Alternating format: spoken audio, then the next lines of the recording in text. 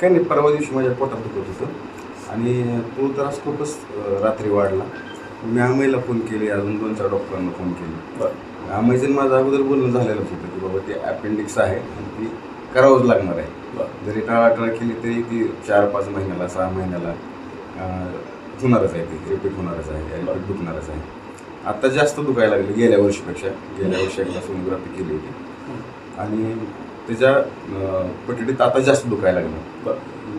म्हणलं की येतो ते सोलापूरला, आपण बघूया काय करायचं. रात्री आलो मी, सोनोग्राफी केली तर सोनोग्राफीत अपेंडिक्स अगोदर 5.6 mm होतं, पण आत्ता 9-10 mm पर्यंत ते गेलं होतं. आणि मग आता निर्णय घ्यावा लागला की ऑपरेशन्स करणं बेस्ट आहे. आणि झाली, सकाळी सर्जरी झाली. तुम्ही पुण्याला आला? पुण्यावर पुण्यातले चांगले हॉस्पिटल सोडून तुम्ही शासकीय